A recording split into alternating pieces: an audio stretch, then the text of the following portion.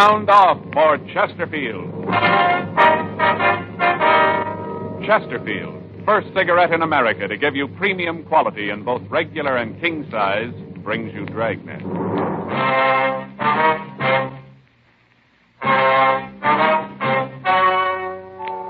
Ladies and gentlemen, the story you are about to hear is true. The names have been changed to protect the innocent.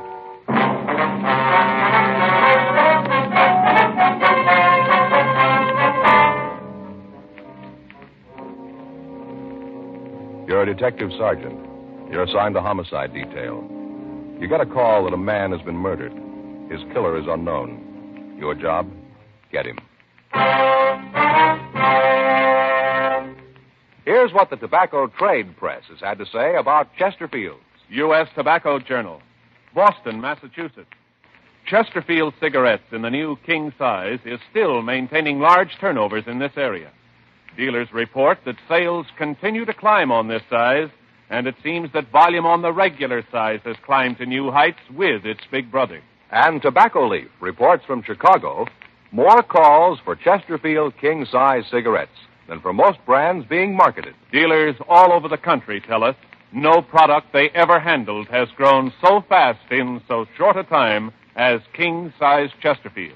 King-size cigarettes give you quantity, but only Chesterfield king-size gives you quantity plus quality. Premium quality. Chesterfield king size contains tobaccos of better quality and higher price than any other king size cigarette. In fact, the only difference between Chesterfield king size and Chesterfield regular is that the king size is larger, contains more of these same tobaccos, enough to give you more than a 1/5 longer smoke. So remember, Chesterfield is the only cigarette to give smokers premium quality in both regular and king size. Ask your dealer for Chesterfield, either way you like them. Premium quality Chesterfields, and much milder.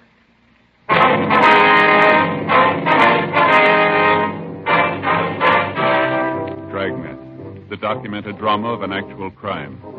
For the next 30 minutes, in cooperation with the Los Angeles Police Department, you will travel step by step on the side of the law through an actual case transcribed from official police files. From beginning to end, from crime to punishment, Dragnet is the story of your police force in action.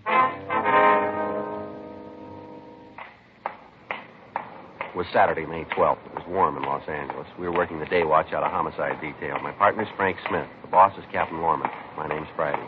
It was 8:04 a.m. when I got to room 42. Homicide. That's you, Joe? Yeah, I'm sorry I'm late, Frank. I got held up in traffic. Okay, no problem. I'll sure be glad when they get that freeway finished, won't you? Around the end of the pass this time of the morning, you can't go more than 10 miles an hour. Yeah, cars really climb up around Franklin. Mm-hmm. Oh, boy, when we get through tonight, I'm going to go straight to bed. I might not even stop to eat. All right, what's the matter? Have trouble getting to sleep last night? Well, I wouldn't have had any trouble if I'd had the chance to do it. What do you mean? I don't get it. My brother-in-law. Oh, what do you have to do with it? Well, a couple of weeks ago, he sent away for one of those courses in hypnotism at home. Uh-huh. Book got to the house yesterday right away. He's got a new career, going to go into the hypnotism business. All right. Yeah. Book tells how if you do it right, you can have full control over people, make them do things you want, all that stuff. Mm-hmm. Right away, he's got to practice on somebody. We just finished dinner, and I was all settled down to watch television. He comes in with this little book, a little bitty mirror and a candle, and the first thing he lights the candle and tells me to look at it. Concentrate, you know. Yeah. I told him to go take a run and jump, and right away Faye joins in and says I don't want him to get ahead. And I said something about the fact that he could use one, and then it started. Ends up with me sitting there and him trying to control my will. Well, did it work? I don't know. Waved his hands in front of me and flashed the mirror in my eyes, and I fell asleep. Yeah. And right away wakes me up, wants to know how it felt, what it was like when he put me under. I told him he didn't, and I just went to sleep, so he kept trying to use what this book calls post-hypnotic suggestion. You know, while I'm asleep, he says something I'm supposed to do when I wake up. Oh, yeah. And then he woke me up and waited for me to do it. What do you want you to do? I never found out. He just sat there and looked at me. Every time I'd doze off, he'd wake me up so I could do whatever it was he suggested. And around 1:30 this morning, he gave up. He said the book wasn't any good and he was going to get his money back. All the time, Faye's sitting there just watching, miserable. If I'd known what it was he wanted me to do, I'd have done it to get him off my back. Never did find out what it was. No. This morning, wouldn't even say hello. Figured I wasn't cooperating, I guess. I get it. Homicide, Friday. Yes, ma'am. Yes, ma'am, it is. Mm-hmm. Yes, well, what was that address again? Yes, ma'am. We'll be right out. Something for us? Yeah, a woman out on Burn Street, 6425, says her son's been murdered. Frank and I drove out to the house. It was a typical residential neighborhood.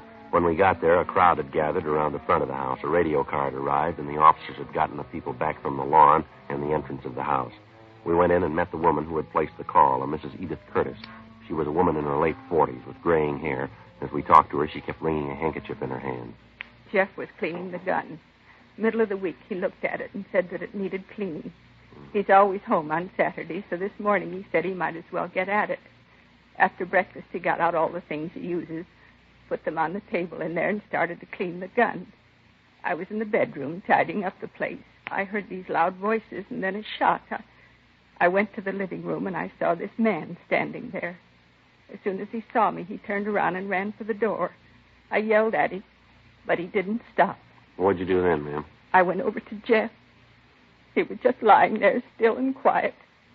I could see where he'd been shot. I knew he was dead, and then I called you. Before you got here, the other men, the ones in the car, got here. But it was too late. My boy was dead. Terrible. Just terrible. Yes, ma'am. I'll go see if my partner's finished with the call, Mrs. Curtis. Would you like us to call your family doctor? No. Very kind of you, but I'll be all right. This house has been full of tragedy. The last couple of years, nothing but sadness. I'm used to it.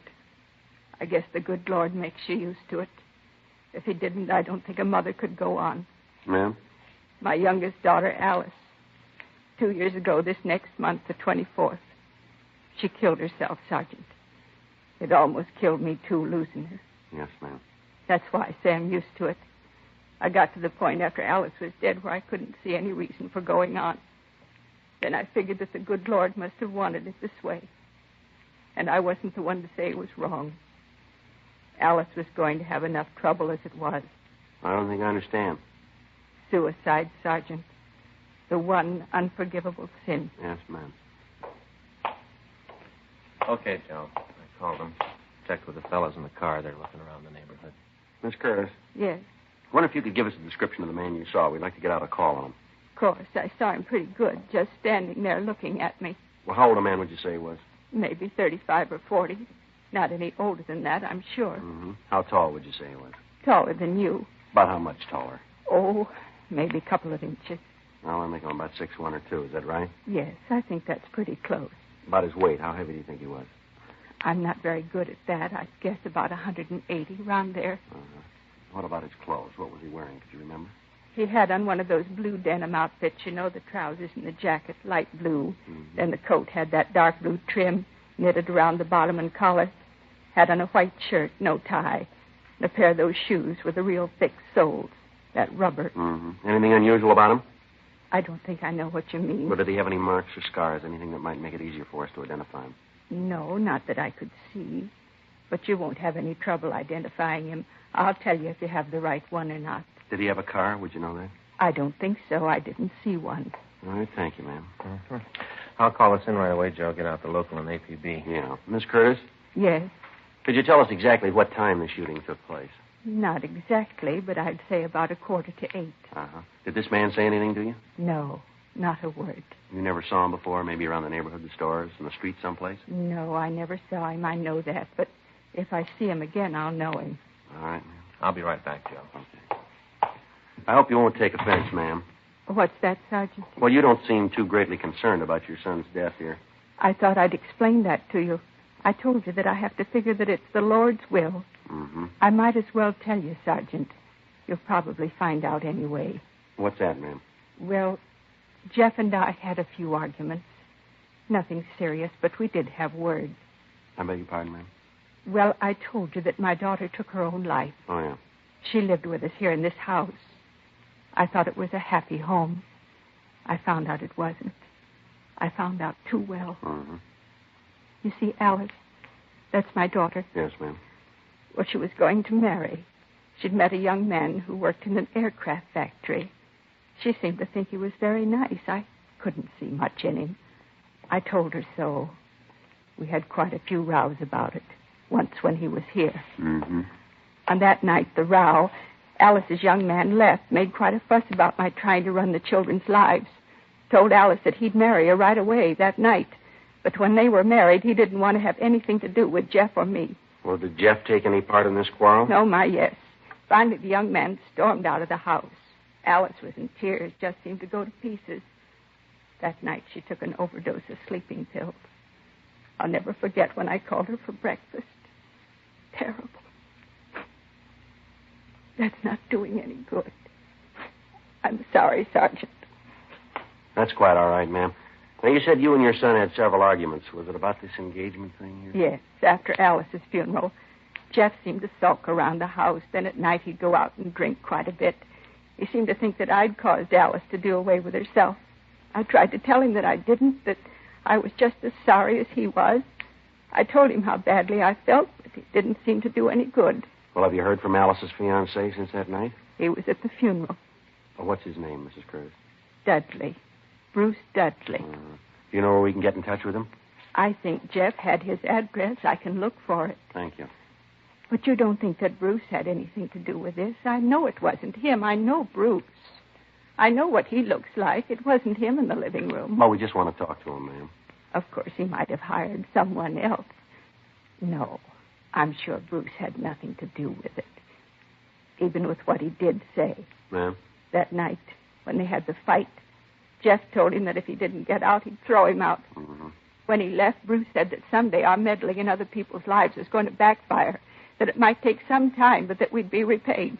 And that look in his eyes when he went through the door, Sergeant, Yeah. Maybe he did do it. He looked mad enough to kill us both. 9:12 a.m. The coroner arrived and removed the body. The men from the crime lab crew went over the place. A complete set of pictures was taken before the body was removed. Leighton Prince went over the rifle on the table and the cleaning apparatus.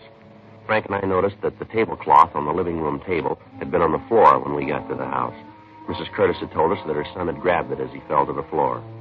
We talked with the neighbors. One of them, a Mrs. Alvin Kemper, said that she had been watering the lawn between 7:30 and 8 a.m., but that she had seen no one enter or leave the Curtis house. She told us that she had heard frequent and loud arguments between Mrs. Curtis and her son. Frank and I drove out to the address of Bruce Dudley. It was a modern one-room apartment on Riverside Drive in the San Fernando Valley. We rang the buzzer a second time and waited. Looks like he's not in. Oh, what time you got? 12:17. He's probably gone out. Come on, we can check the manager. Yeah? Oh, Mr. Dudley? Yeah, what do you want? Well, police officers would like to talk to you. Okay, come on in. Just got up, out late last night. I don't feel at all well. I'll move those clothes and sit down. I'm going to put a pot of coffee on. Oh, I feel like a troop of midgets ran barefoot over my tongue. Yes, sir. Go right ahead. What do you want to see me about? You know a Jeff Curtis? Yeah, I know him. Hey, what'd you say your names were? Well, my name's Friday. This is my partner, Frank Smith. You got any badge? Something to prove that you're cops? Yes, sir. Here's my ID. Uh-huh. Sergeant Joseph Friday. Okay. Now, what's this about Jeff? He's dead, Mr. Dudley.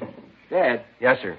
How'd it happen? Accident? Well, we're not sure. He didn't kill himself, did he? Why do you ask that? I just thought he might have. Sister killed herself. Thought he might have done the same thing. Do you know of any reason that he'd do something like that? Oh, no, not that I could name. I understand you and Mr. Curtis didn't get along too well. We got along all right. Oh, when Alice and I split up, there were some words, nothing serious. Well, the way we get it, you were pretty sore at him. Yeah? Yeah, I understand that you and he had quite an argument. He was ready to throw you out of the house. You've been talking to his mother. She's been throwing lies around again. Well, is it true? Did you and Curtis have an argument? Yeah, I got nothing to hide. You been out of the house this morning?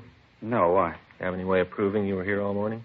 Just got up. You know that. You guys got me out of bed. What are you trying to prove? Just want to know if you can account for your time, that's all. You think I had something to do with Jeff's death, is that it? We didn't say that. No, but you meant it. Oh, excuse me. I got to get the coffee. You want some coffee? No, thanks. How about you? No. You don't mind if I have a cup, huh? No, sir, go right ahead. Thanks.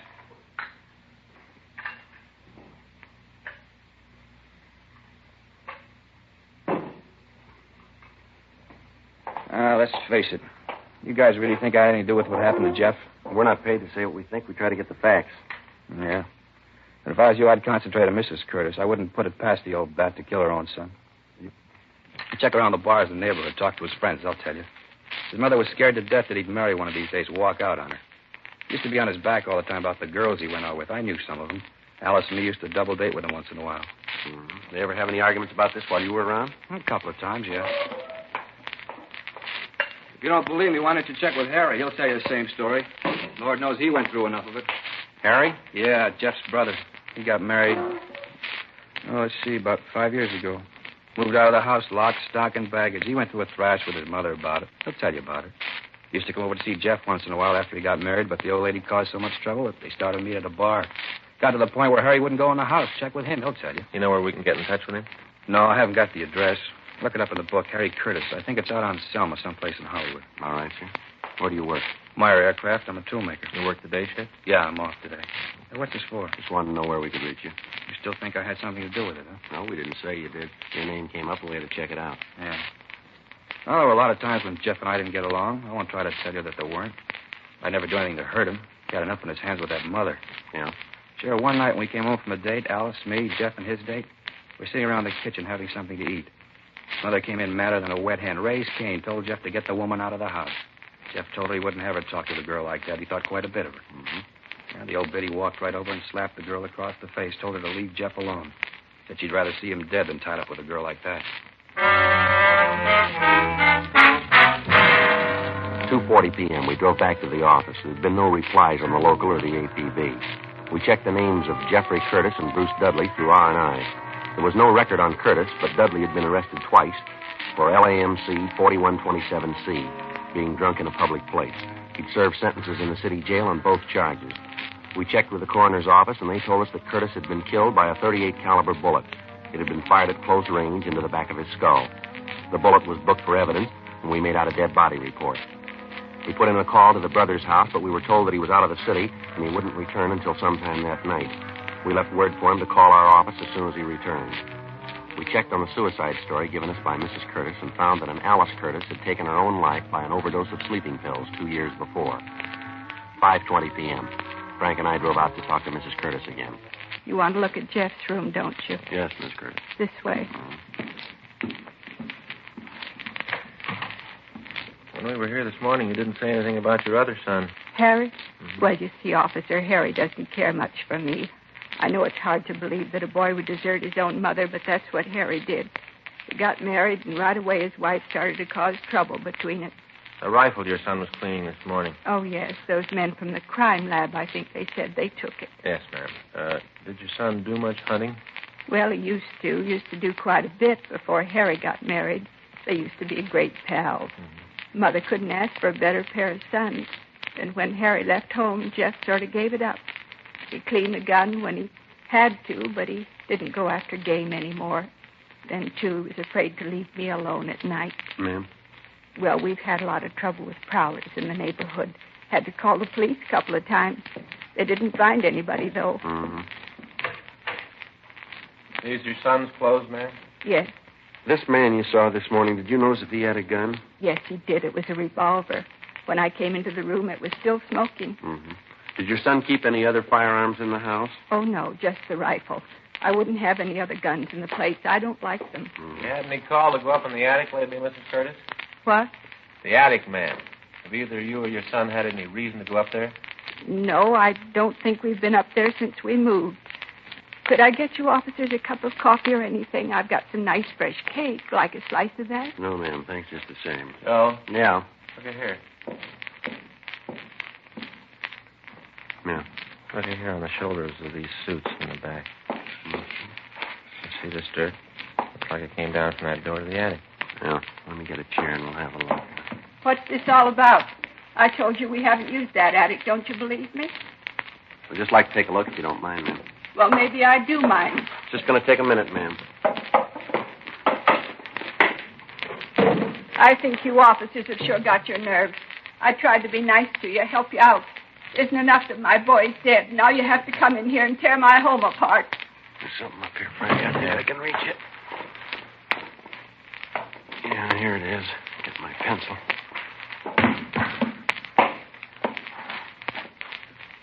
You ever seen this, Mrs. Curtis? No. I haven't got any idea how that gun got there. Doesn't belong to us. What do you think, Joe? I don't know. .38 caliber.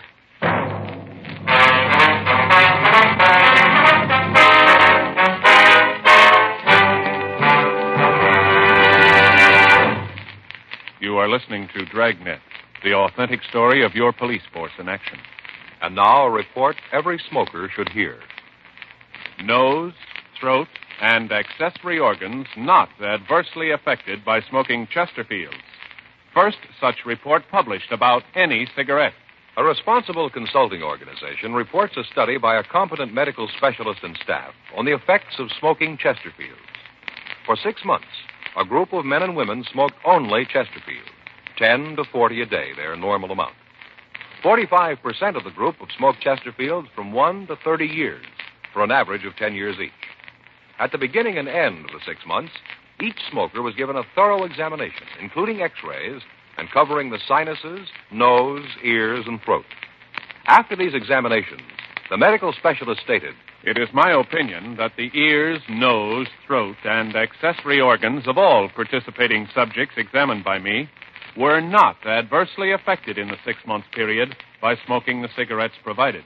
remember this report and buy Chesterfields, regular or king size. Premium quality Chesterfields, and much milder.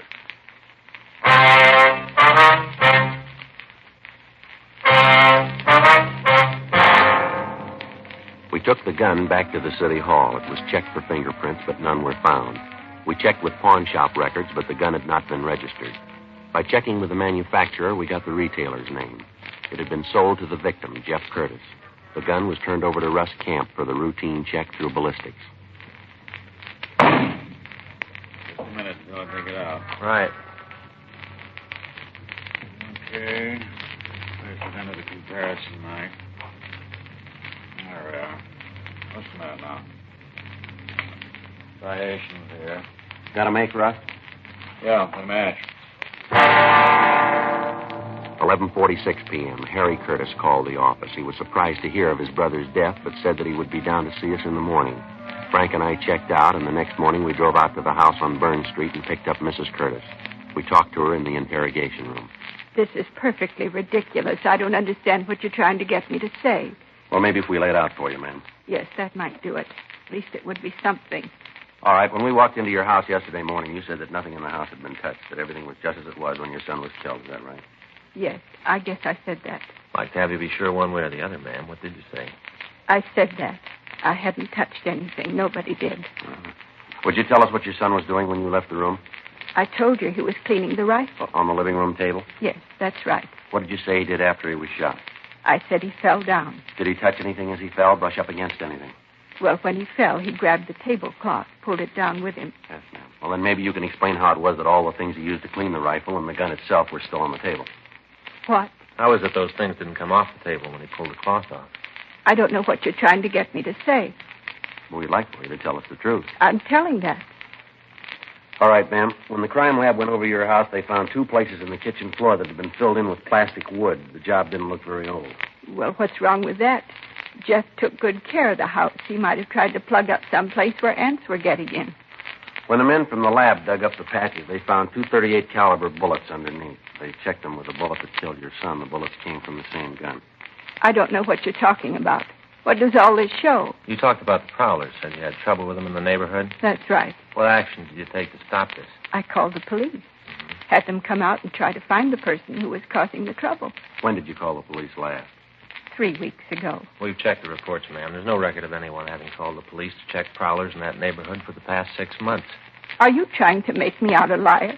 Is that what you're trying to do? We're trying to get the truth. Frank? Yeah, Joe? You want to check the office and see if Mr. Curtis is here yet? Yeah, sure. You brought my son here? Yes, ma'am. We've got to get the truth to this. Well, why did you have to get him involved in it? Well, as I said, ma'am, we're trying to find the facts. You don't believe what I've told you? Well, no, ma'am. You've made it a little difficult. How can you say that? Well, first you tell us that nothing was touched, yet the physical setup doesn't make that possible. You deny knowing anything about the gun when we find it, but we find 2 bullets that have been fired from the same gun embedded in the floor of the kitchen. You told us about prowlers in the neighborhood, but there's no police record of it. Your next-door neighbor says she was out in front of her house all morning, but she didn't see anyone enter or leave your house. We find the murder gun up in the attic. You told us you saw the killer leave the house with the gun. Your son died instantly. Now, can you tell us who put the gun there? No, ma'am. There's too much here that doesn't gel. They got you into this, didn't they, Harry? Yes, Mother? They're trying to tell you that I killed Jeff. They want me to tell them that I killed my own boy. Tell them. Tell him I wouldn't do a thing like that. Not my own boy. Afraid I can't, Mama. What do you mean you can't? The officers just told me about it. Well, who are you going to believe? These policemen or me, your mother? You don't give me much choice. What? I love you, Mother. You got to believe that. I know that whatever you did, you thought was right. I know you didn't mean to hurt Jeff. I know that. Then you think I killed him, too. Don't you? Harry, give me an answer. You think I killed Jeff, don't you? Yes, Mother. Well, I did. I didn't think I meant to do it. I think I just wanted to frighten him. He was running around so much.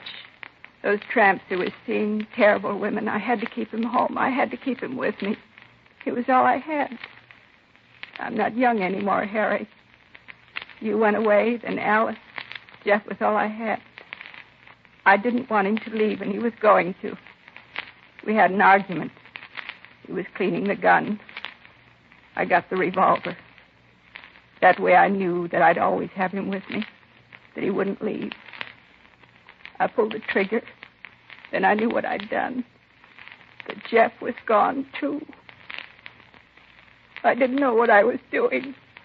I didn't know. You've got to believe that, officer. Yes, ma'am. Do you believe me?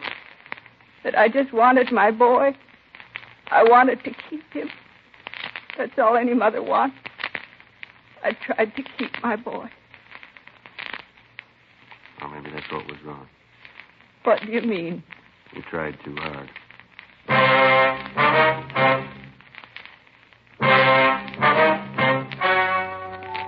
The story you have just heard was true.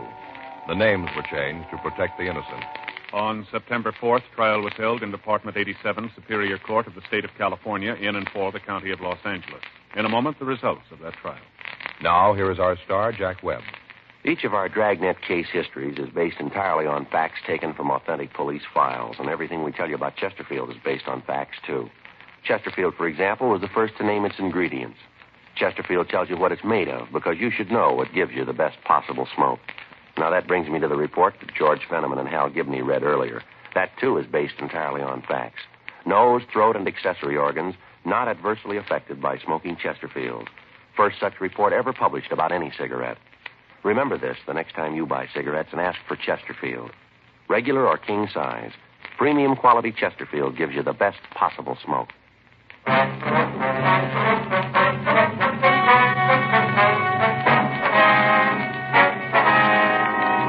Edith A. Curtis was tried and convicted of murder in the first degree and was sentenced to the state penitentiary for women, Tehachapi, California. While serving her sentence there, she died from natural causes. Murder in the first degree is punishable by death or confinement in the state penitentiary for life.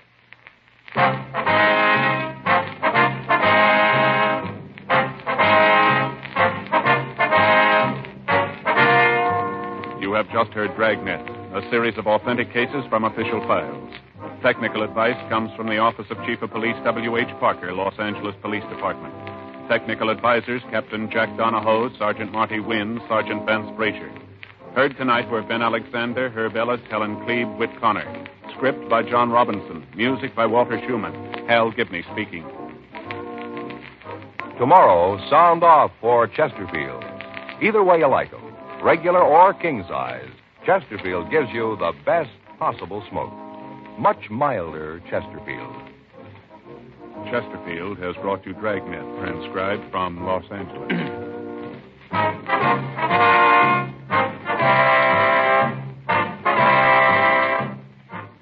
This is NBC, the national broadcasting company.